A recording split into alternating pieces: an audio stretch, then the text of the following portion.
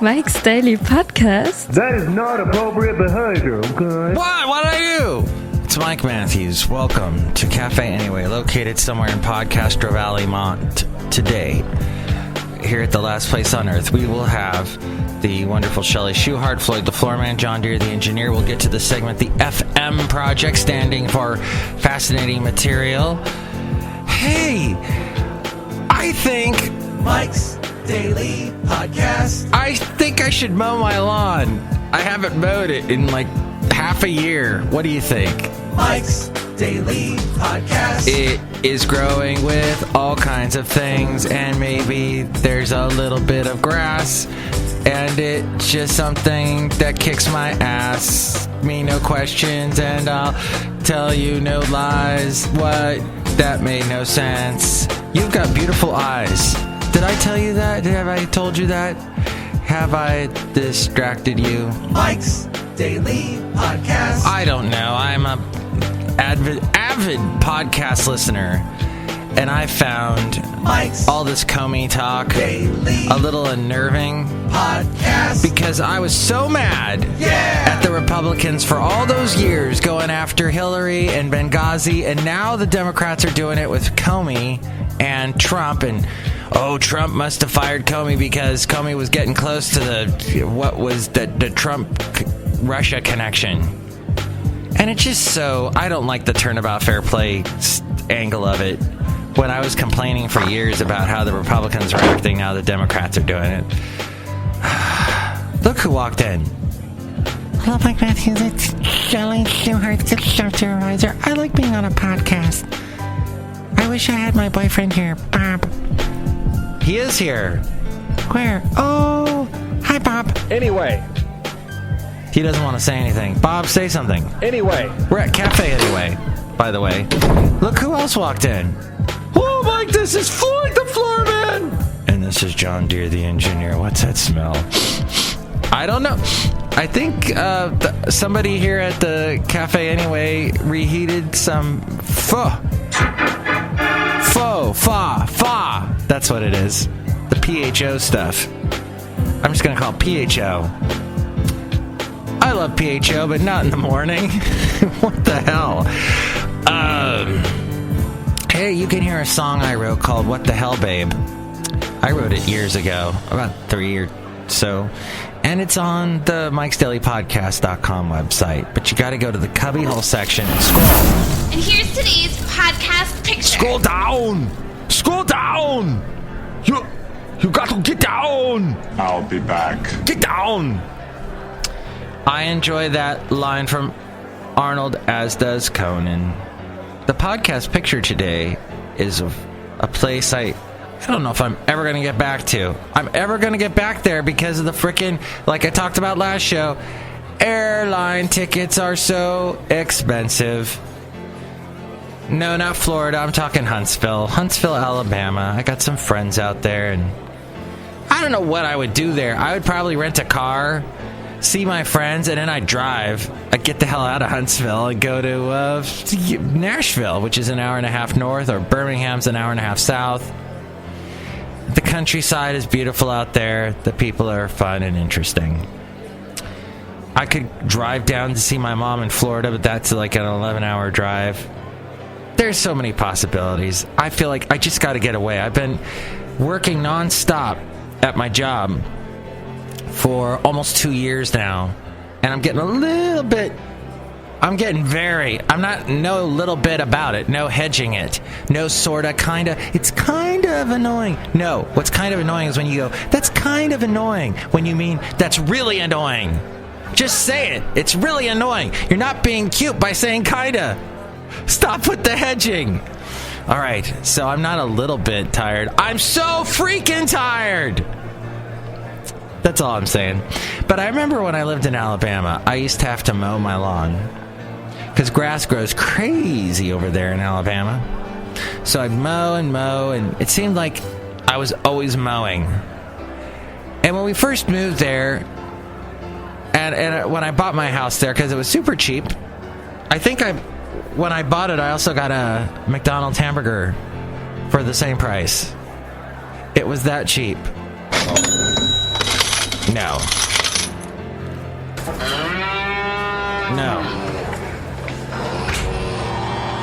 Ouch. That cow just whipped me. What it is that I, in fact, bought this house, and then the previous owners were, hey, since you bought this house, do you want to buy our fridge too?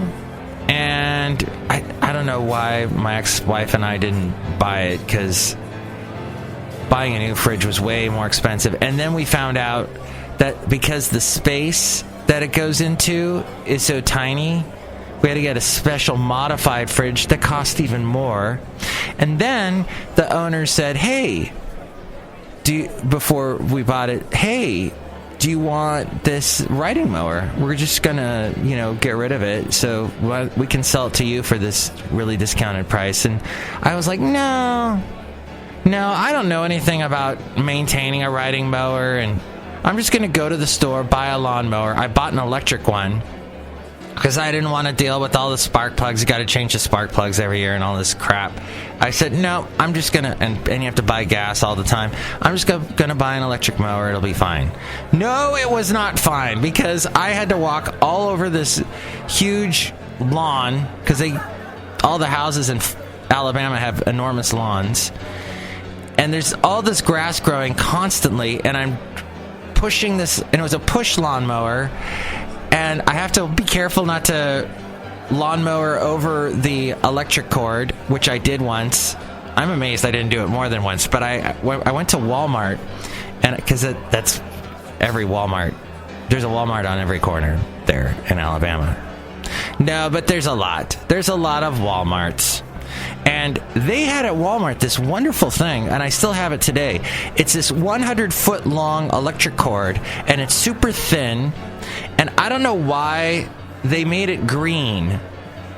Because you're like, why? Because how do I see this amongst the grass then? I'm going to be sure to hit it.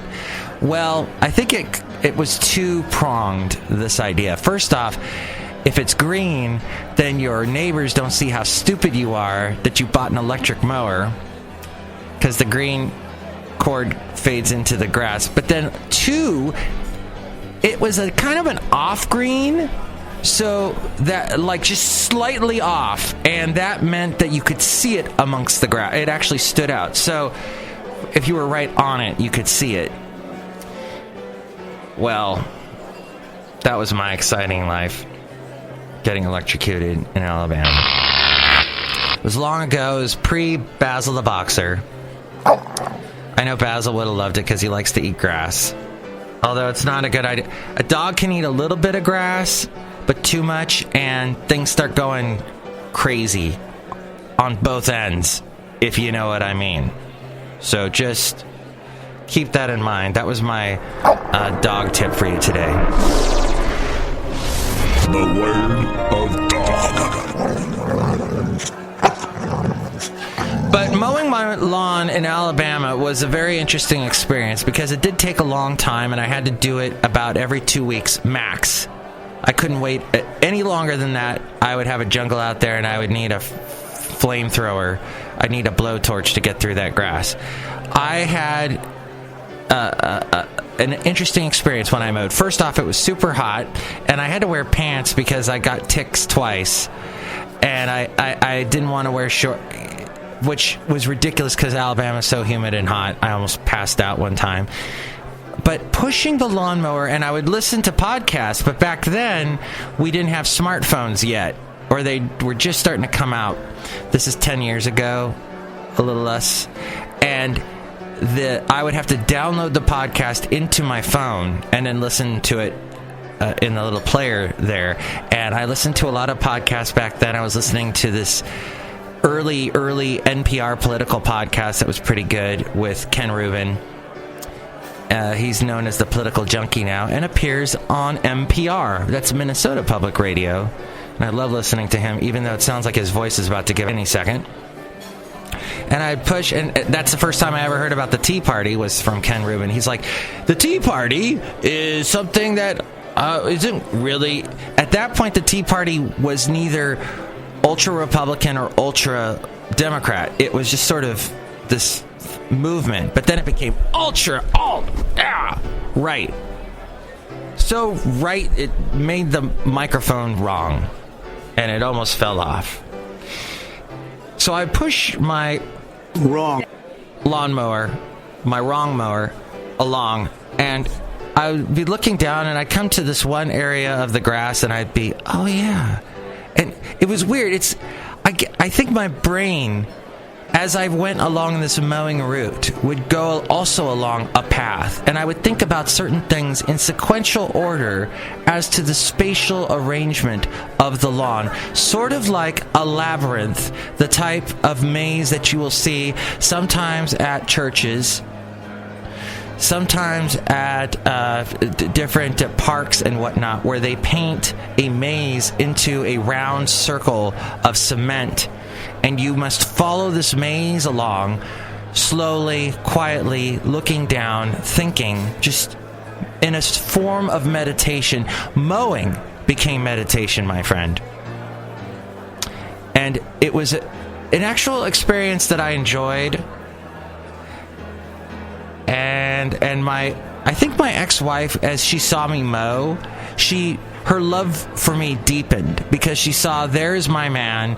He is mowing the lawn. He is doing this chore, this task. He is tasked with a mission to carry out for me, to keep the grass looking nice. But I failed, my friend. I failed at many things, but one of the things I failed at was somebody at the stupid Lowe's told me, hey, you need to make sure you kill all the bad weeds and whatnot. So what I should have done is just pulled the weeds out, right? Instead, I bought this poison to spray on it. I thought that would be cool. Well, I killed most of my grass. The good grass that I should have kept living, I killed. So by the time I left Alabama, the lawn looked horrible. But I actually rent out the house now, and the tenants that have lived in there for a couple of years, quite a few years, wow, it's been about 5 years now, they brought the lawn back to life, because when I visited a couple of years back, I was just amazed at how nice the lawn looked. So, but these people that moved into my house are Alabama natives, and they know the right things to do to make a lawn look good, and they probably have a riding lawnmower. At any rate, I'm not mowing my lawn. Now you see the reasons why I don't mow my lawn here in California, which is tiny. It's a post stamp. It's a postage stamp is what it is, and I'm happy with it. I'm also happy with my website, MIKEs-DAILY-PODCAST.com. Look at it, meditate. As you look at it, meditate. Buy something on Amazon, maybe a lawnmower. They sell those on Amazon, I'm sure, to mow the Amazon rainforest. But click on that Amazon link at MIKEs-DAILY-PODCAST.com, and you help out the show that way. Thank you. There's nothing wrong with you. Something must be wrong with you. No, there's nothing. There's nothing but applause for you. Thank you for clicking on that. Or the PayPal, you can click on that and donate. Yes, you just heard me say that I rent out my house in Alabama, so why would I need you to donate? You're right. You don't have to. But I know those tenants are going to move out at some point, and I'll be begging you at that point for the PayPal deal, but the tenants are in there now, and that's good. So disregard the PayPal thing I was just mentioning, but if you want to become an Inglorious Mike's Daily Podcaster and get a special personalized MP3 for thee from all the Cafe Anyway characters, you can do that at MIKEs-DAILY-PODCAST.com and listen to the past interviews, see the past podcast pictures, and now it is time for The Fascinating Material Project. FM Project. Speaking of grass and golf courses, Trump was at his golf course in Bedminster, New Jersey, because we got a president that owns golf courses now, my friend, if you didn't know. And he groused, according to the Washington Post, over James Comey's latest congressional testimony, which Trump thought was strange. This is as we became very as you and I got closer and closer to the firing day. Trump grew impatient with what he viewed as sanctimony. According to White House officials, Comey, Trump figured, was using the Russia probe to become a martyr Back at work on Monday morning in Washington, Trump told Vice President Pence and several senior aides, Reince Priebus, Stephen Bannon, Donald McGahn, and others, that he was ready to move on Comey. I made the move on her. I made the move. First, though, he wanted to talk with Attorney General Jeff Sessions, his trusted confidant, who used to be in Alabama, used to be a senator in Alabama, and Deputy Attorney General Rod J. Rosenstein, to whom Comey reported directly. Trump summoned the two of them to the White House for a meeting. The president already had decided to fire Comey. But in the meeting, several White House officials said Trump gave Sessions and Rosenstein a directive to explain in writing the case against Comey. The pair quickly fulfilled the boss's orders, and the next day Trump fired Comey. A breathtaking move that thrust the White House, already accustomed to chaos, into a new level of tumult. One that has legal as well as political consequences. Rosenstein threatened to resign after the narrative emerging from the White House on Tuesday evening cast him as a prime mover of the decision to fire Comey, and that the president acted only on his recommendation, said the person close to the White House who spoke on the condition of anonymity because of the sensitivity of the matter. Justice Department officials declined to comment. Days before he was fired, James Comey, the former FBI director, asked the Justice Department for a significant increase in resources for the Bureau's investigation into Russia's interference in the presidential election, according to 3 congressional officials who were briefed on this request and the New York Times. Mr. Comey asked for the resources last week when Rod Rosenstein, the Deputy Attorney General, who also wrote the Justice Department memo that was used to justify the firing of Mr. Comey this week. Mr. Comey then briefed members of Congress on the meeting in recent days, telling them about his meeting with Mr. Rosenstein, who is the most senior law enforcement official supervising the Russia investigation. Attorney General Jeff Sessions recused himself because of his close ties to the Trump campaign and his undisclosed meeting with the Russian ambassador.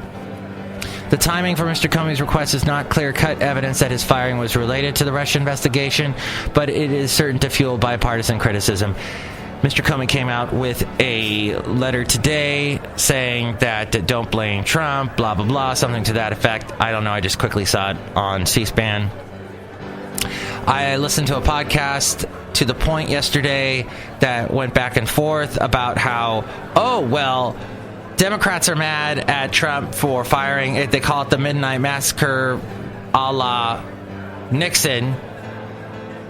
But then didn't they already say that about when Trump fired Sally Yates? Oh, but then we had Sally Yates in the news talking about all this weird stuff going on with Michael Flynn. By the way, as to that, the Senate Intelligence Committee yesterday subpoenaed former Trump National Security Advisor Michael Flynn for documents related to the panel's investigation into Russia's election meddling. Senator Richard Burr, the Republican chairman, and Senator Mark Warner, the committee's Democratic vice chairman, issued a joint statement saying the panel decided to issue the subpoena after Flynn, through his lawyer, declined to cooperate with an April 28th request to turn over the documents. Flynn and other associates of President Donald Trump have received similar requests from the committee for information. So we got that going on. We got people defending Trump, saying, hey, look, all these Democrats that are whining, they wanted Comey fired after he did that thing with the just before the election. But the Democrats are comparing Trump to Nixon. And Republicans are going, wait a minute, what did Donald Trump do again? He fired Comey right after, what? So everyone's heads are spinning, and there's hypocrisy all around, and you're really seeing it now. But, so, let's go to something else other than Comey, because it is head spinning, and more news is coming out every possible second. More so than this podcast can capture in this small podcast. But a U.S.-backed allegiance of Syrian, Kurdish, and Arab fighters has fully captured the city of Tabqa, a strategic dam nearby from ISIS. The Syrian Democratic Forces said on Wednesday it had taken control of the contested city with the help of U.S.-led coalition air raids after more than a month of heavy fighting. The city and the adjacent Topkat Dam are key objective in the U.S.-led coalition's push to retake the Islamic State of Iraq and the Levant's, or ISIS self-proclaimed capital of Raqqa. Now on to Minnesota, and what the hell? An outbreak of measles that has sickened 51 people is stretching public health departments thin and costing hundreds of thousands of dollars. Minnesota Health Commissioner Ed Englinger asked the state legislature for $5 million for an emergency fund to deal with the outbreak and other infectious diseases such as Zika and syphilis. Measles outbreaks are especially costly to deal with because of the intensive follow-up that is needed for each case. Measles is one of the most infectious viruses known, and it can hang in the air of a room for 2 hours after an infected person leaves. 90% of people who are not vaccinated will catch measles.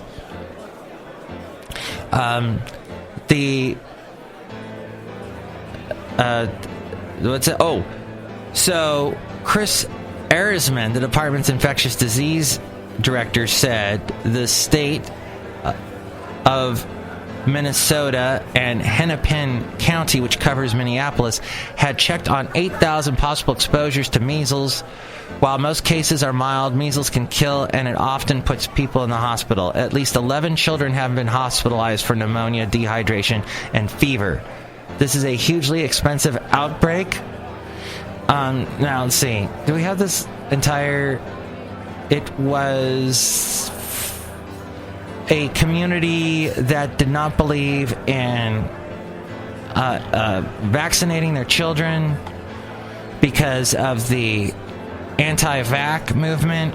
And I have a friend on Facebook, so I don't know how close of a friend he is because I've never met him in person, but he did a documentary about the mercury levels that are in the vaccination, the stuff that they use to vaccinate your kids. And this mercury supposedly turns your children autistic. So he's anti-vaccination, but this is, so many scientists say, no, you can't dispute the fact that if you don't vaccinate your kids, it's going to be way worse. They're going to get pneumonia. They're going to die if you don't vaccinate them. Vaccine preventable outbreaks are extraordinarily expensive, said Laura Hannon of the National Association of County and City Health Officials. We have seen our public workforce decline since the 2008 recession. While we have seen an economic recovery, it is going to take decades at the rate they are hiring to gain back the staff that they've lost. Talking about the people that they're using to help fight. Yeah, so it's crazy in Minnesota. And this measles outbreak is not helping. $5 million they're going to need for this. And finally, Microsoft. They unveiled new tools intended to democratize artificial intelligence by enabling machine smarts to be built into software from smartphone games to factory floors. The U.S. technology titan opened its annual Build conference by highlighting programs with artificial intelligence that could tap into services in the internet cloud and even take advantage of computing power in nearby machines, infusing AI into every product and service.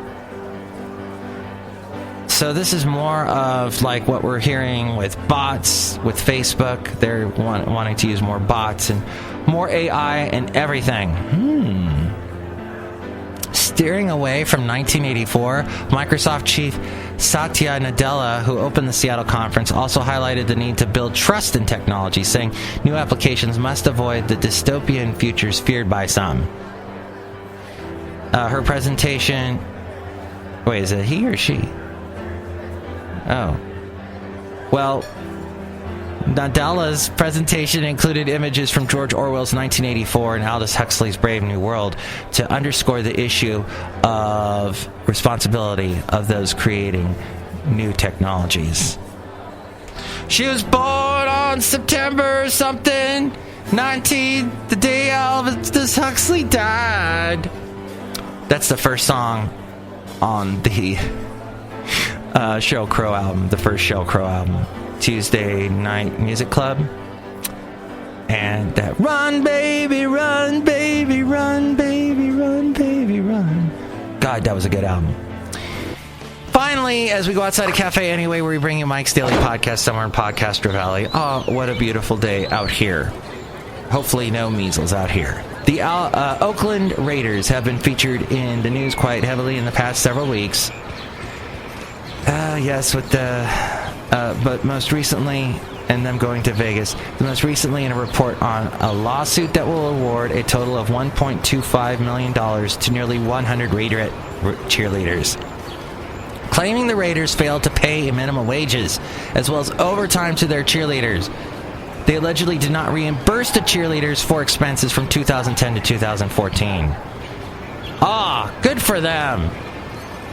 Minimum wage to be a cheerleader in one of the biggest cities in America is, well, I hate using this word. Thank you, Hillary, for making this word bad, but deplorable. This is deplorable that they pay them that. But I just want to set the record straight. I know, Hillary, but still deplorable. And that anybody pays minimum wage in the Bay Area, it's deplorable with the costs of living here. Thank you for listening to the show. I hope you didn't get measles from it. I hope you didn't get any grass stains. I hope you're not allergic to the smell of freshly mowed grass. But we mowed through a lot today. Next show, we'll mow through some more. We will hear from the wonderful Benita, the Disgruntled Fiddle Player, and the Brewmaster. Enjoy your wonderful day. Mike's Daily Podcast is written and produced and performed by Mike Matthews. His podcast is super easy to find. Download or listen to his show and read his blog at MIKEs-DAILY-PODCAST.com. Email Mike now at MIKEs-DAILY-PODCAST@gmail.com. See you tomorrow. Bye!